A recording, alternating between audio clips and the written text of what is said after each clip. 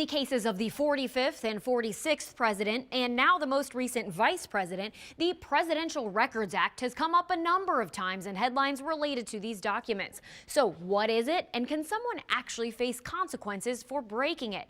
We turn to these sources here to verify.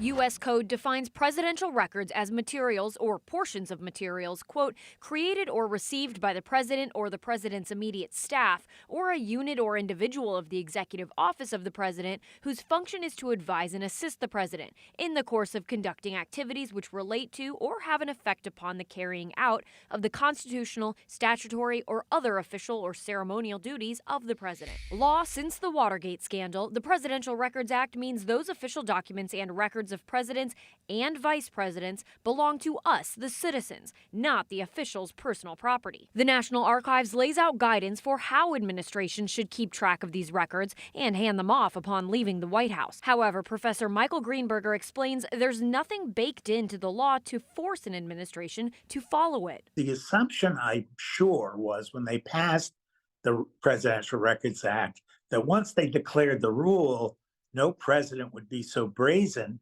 as to say, I'm not going to follow the rule. That's why there's also discussion of the Espionage Act. Violating that is a crime. So that's what the Department of Justice invoked in the warrant to retrieve documents from former President Trump's Mar-a-Lago estate when they say he failed to comply with the Presidential Records Act. The Espionage Act says that the president cannot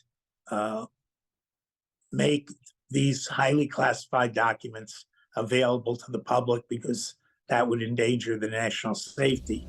Because President Biden and now Vice President Pence are turning over documents voluntarily, Professor Greenberger explains there's been no need thus far to use the Espionage Act. However, that could change if it's determined the documents found in their homes or offices could compromise national security. With your Verify, I'm Abby Larico.